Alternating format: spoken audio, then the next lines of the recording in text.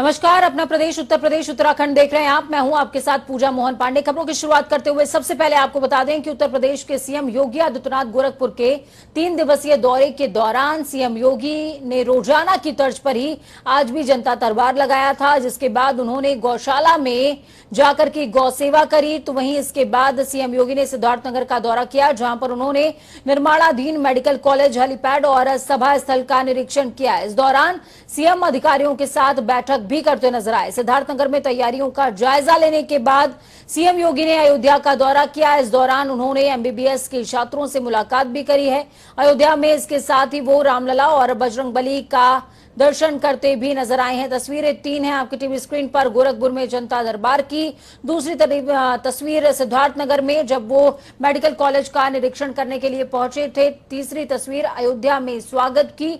अयोध्या में स्वागत के बाद सीएम योगी आदित्यनाथ ने रामलला और हनुमानगढ़ी में दर्शन भी किए थे। साथ में एमबीबीएस के छात्रों से मुलाकात हुई थी।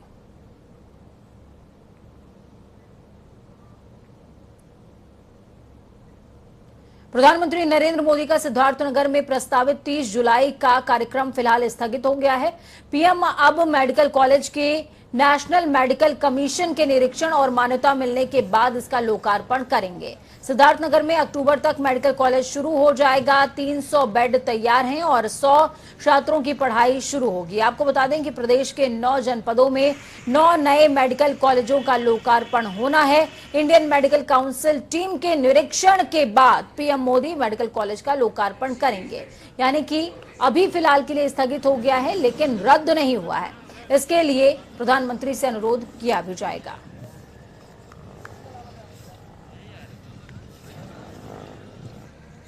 तो इस खबर पर ज्यादा जानकारी के लिए अनूप हमारे साथ में राजधानी लखनऊ से लाइव जुड़ चुके हैं।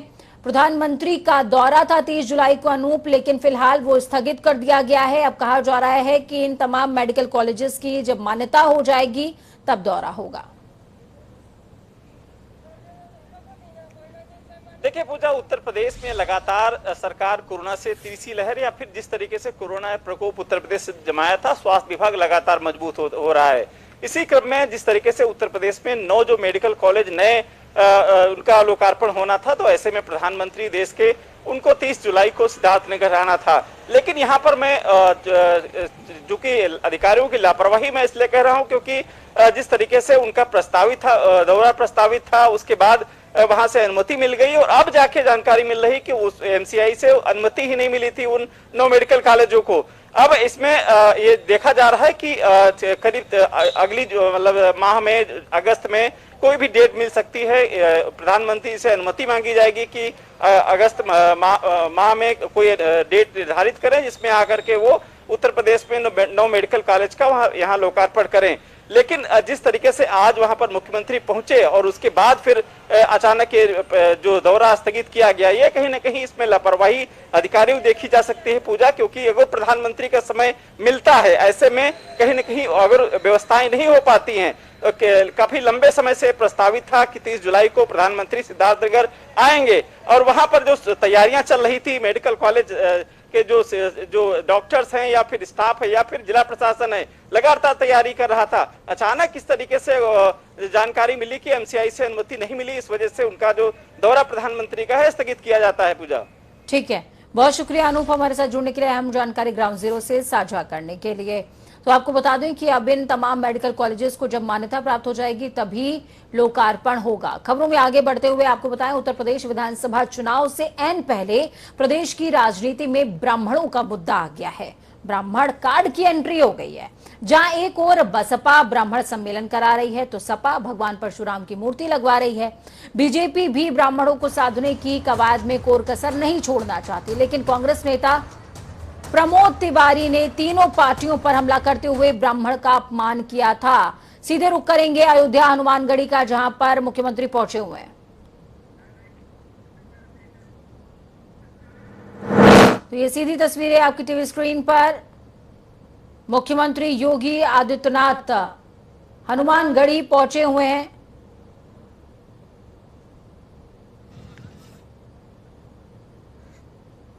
आपको बता दें कि अयोध्या दौरे पर हैं मुख्यमंत्री योगी आदित्यनाथ। स्वशासी राज्य चिकित्सा दशरथ चिकित्सालय का आज यहाँ पर निरीक्षण करने के लिए पहुंचे हुए हैं मुख्यमंत्री, और इस दौरान उन्होंने रामलला के भी दर्शन किए हैं। हनुमानगढ़ी में भी मत्था टेकने के लिए पहुंचे हुए हैं।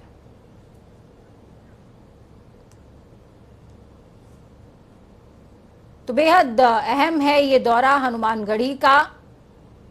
मुख्यमंत्री योगी आदित्यनाथ हनुमानगढ़ी पहुंचे हुए हैं।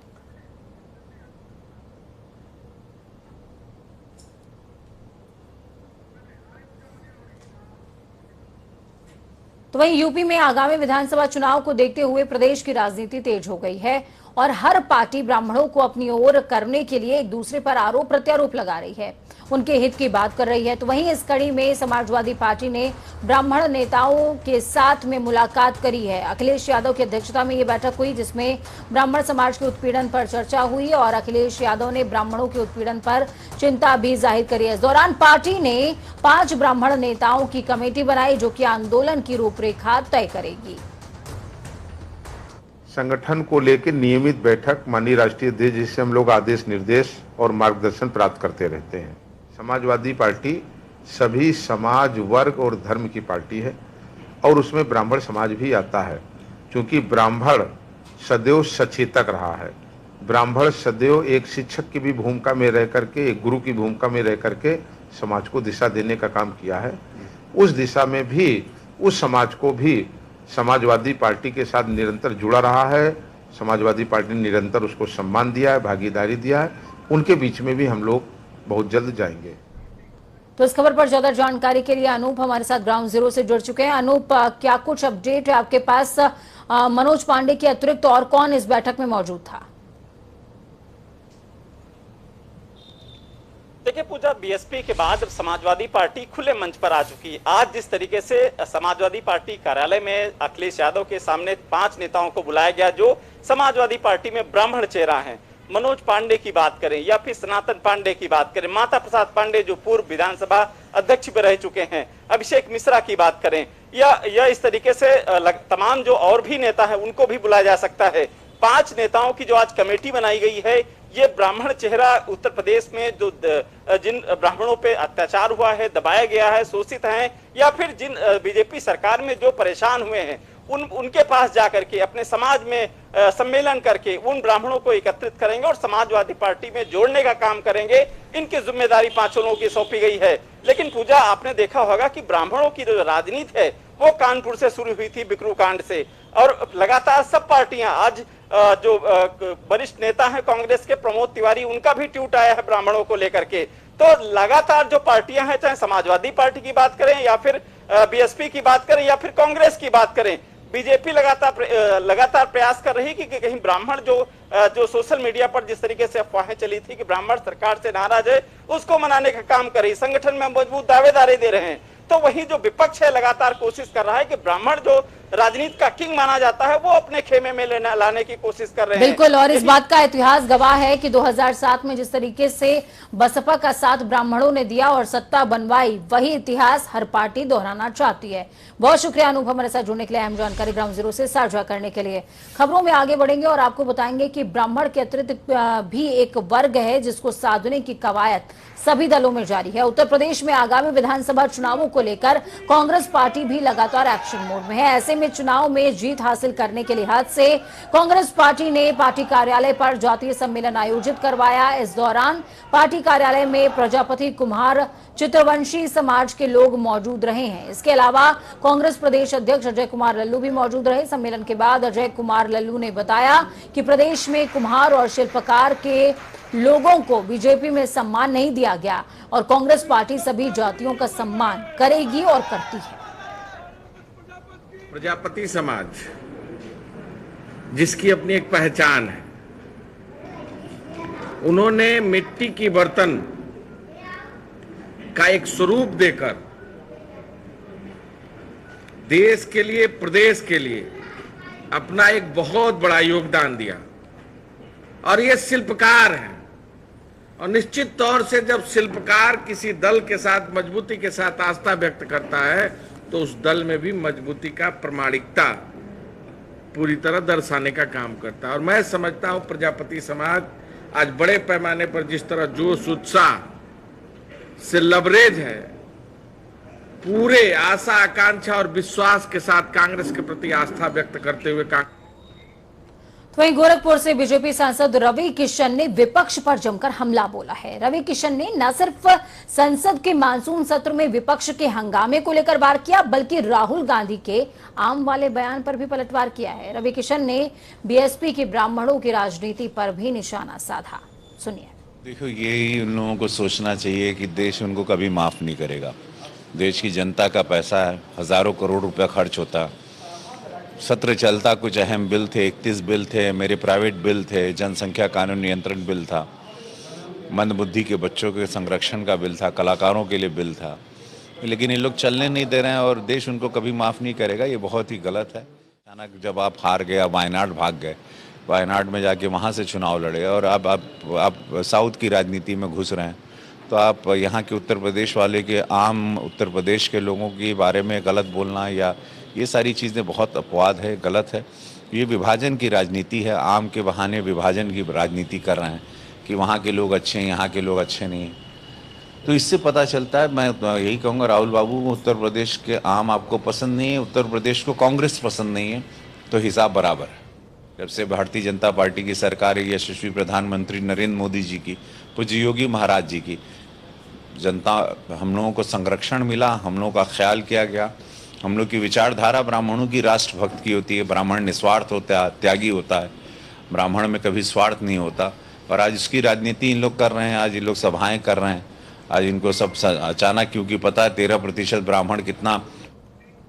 तो सीधे हनुमानगढ़ी का रुख करेंगे, जहां पर मुख्यमंत्री मौजूद हैं, आरती कर रहे हैं। माफ कीजिएगा, रामलला की आरती कर रहे हैं मुख्यमंत्री। इस समय रामलला की आरती कर रहे हैं। अस्थायी आवास जो मंदिर बनाया गया है रामलला का, वहां पर रामलला विराजमान है और आरती कर रहे हैं मुख्यमंत्री। अयोध्या से ये सीधी तस्वीरें आप देख पा रहे हैं आपकी टीवी स्क्रीन पर। रामलला के दर्शन पूजन करते मुख्यमंत्री नजर आ रहे हैं। इस दौरान देखिए किस तरीके से प्रसाद ग्रहण किया, आरती करी, फिर उसके बाद प्रसाद ग्रहण कर रहे हैं मुख्यमंत्री। सादर नमन, यहाँ पर अभिवादन कर रहे हैं रामलला को। सीएम योगी आदित्यनाथ का ये दौरा बेहद खास, क्योंकि अयोध्या में मेडिकल कॉलेजों का निरीक्षण है। निरीक्षण के बाद तमाम एमबीबीएस के छात्रों से भी मुलाकात करी है। हालांकि प्रधानमंत्री का जो सिद्धार्थनगर दौरा है वो कुछ समय के लिए स्थगित जरूर कर दिया गया है, क्योंकि प्रधानमंत्री ने साफ तौर पर कह दिया कि पहले मान्यता प्राप्त हो जाए, उसके बाद शिलान्यास हो ही जाएगा। मान्यता प्राप्त की प्रक्रिया भी शुरू हो चुकी है और इस बीच मुख्यमंत्री लगातार प्रधानमंत्री के कार्यक्रम के मद्देनजर दौरा कर रहे हैं, रामलला के दर्शन पूजन। तो वहीं एसजीपीजीआई में भर्ती पूर्व मुख्यमंत्री कल्याण सिंह की हालत अभी भी नाजुक बनी हुई है। आज सुबह संस्थान के निदेशक प्रोफेसर आर.के. धीमान ने बताया कि कई दिनों से उनकी स्थिति नाजुक बनी हुई है। इस कारण अभी भी उन्हें वेंटिलेटर पर रखा गया है।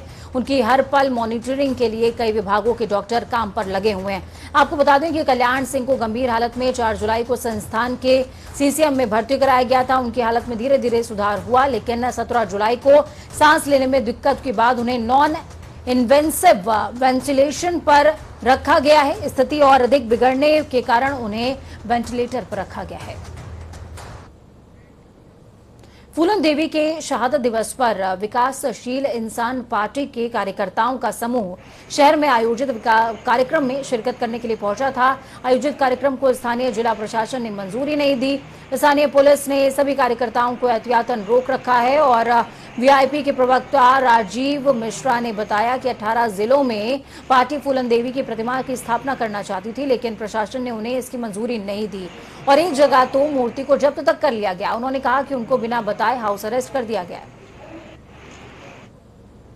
18 जिलों में विकासशील इंसान पार्टी स्वर्गीय फूलन देवी जी की प्रतिमा की स्थापना करना चाहती थी और हम उनका शहादत दिवस आज 25 तारीख को मनाना चाहते थे।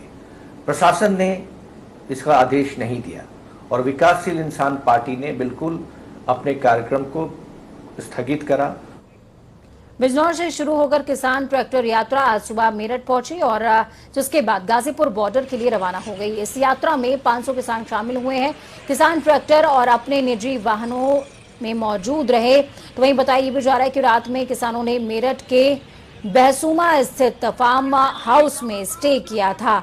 इस यात्रा की अगुवाई भारतीय किसान यूनियन के अध्यक्ष नरेश टिकैत के बेटे गौरव टिकैत कर रहे हैं। किसानों का कहना है कि किसी भी सूरत में कृषि कानून बर्दाश्त नहीं किए जाएंगे।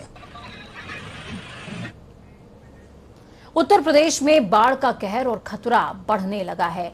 नदियां उफान पर हैं, लोगों की सांस सांसत में है। इस बाढ़ में बह गया है पूरा का पूरा रास्ता। पीड़ितों का प्रशासन वास्ता दे रहे हैं। क्या है जमीनी हकीकत, क्या है लोगों के हाल, ये जानने के लिए आपको ये रिपोर्ट देखनी होगी। देखिए,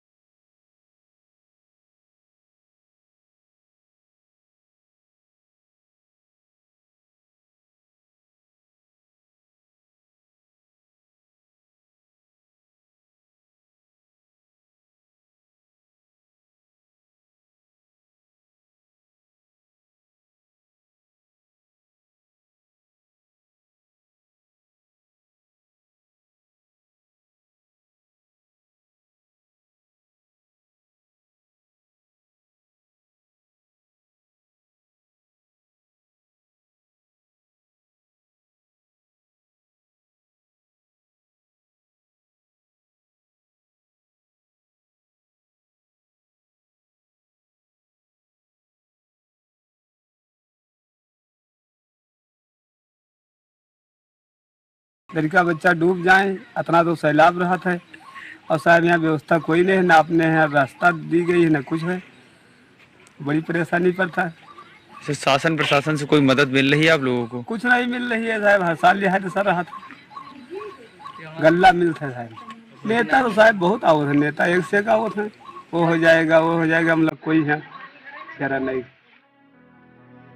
बाढ़ का ये आलम सिर्फ बाराबंकी में ही नहीं बल्कि कई और जिलों में भी है, और कई और जिले इस बाढ़ की, इस पानी की जद में हैं। ये तस्वीर लखीमपुर खीरी की, जहां शारदा नदी उफान पर है और पानी की तेज रफ्तार से जमीन के कटान से चंद सेकंडों में पूरी की पूरी इमारत नदी में समा गई। तो वहीं उत्तराखंड में भू कानून का मुद्दा जोर पकड़ने लगा है। भू कानून की मांग को लेकर हल्द्वानी में युवाओं ने प्रदर्शन किया और हस्ताक्षर अभियान तक चलाया। युवाओं ने बुद्ध पार्क से शहीद पार्क तक रैली निकाली। उनका कहना है कि हिमाचल के ही तर्ज पर उत्तराखंड में भी भू कानून बनाया जाना चाहिए, क्योंकि हिमाचल प्रदेश में जिस तर्ज पर किसानों की आर्थिकी स्थिति मजबूत हुई है, वही स्थिति उत्तराखंड में भी किसानों की होनी चाहिए, जिसके लिए मजबूत भू कानून बनना चाहिए।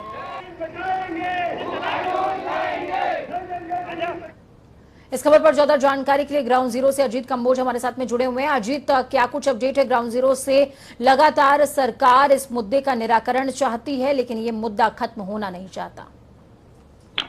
बिल्कुल पूजा, अगर उत्तराखंड की बात की जाए तो हालांकि अभी सरकार की तरफ से कोई पहल होती हुई नजर नहीं आई है भू कानून को लेकर, लेकिन युवा जो है वो लगातार एक मुहिम के तौर पर, चाहे फिर वो सोशल मीडिया के माध्यम से हो या सड़कों पर उतरकर, एक सशक्त भू कानून उत्तराखंड में जरूर मांग रहे हैं।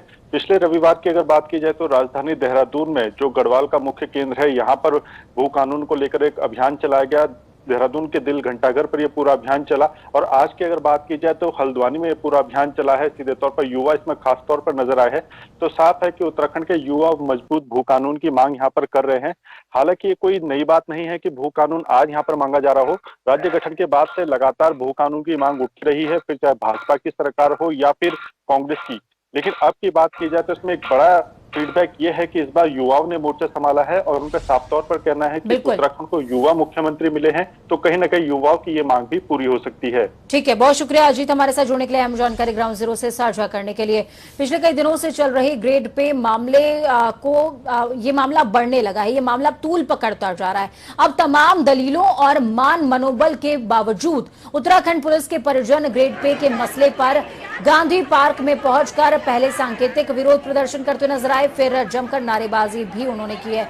इस बीच सीओ सिटी और प्रदर्शन में शामिल होने आए एक रिटायर्ड सब इंस्पेक्टर के बीच एक बैनर लगाने को लेकर नोकझोंक भी हुई।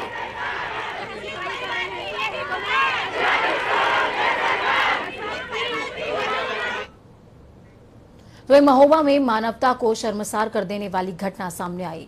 दरअसल 60 साल की एक दलित बुजुर्ग महिला के साथ 4 दबंगों ने दुष्कर्म की वारदात को अंजाम दिया है।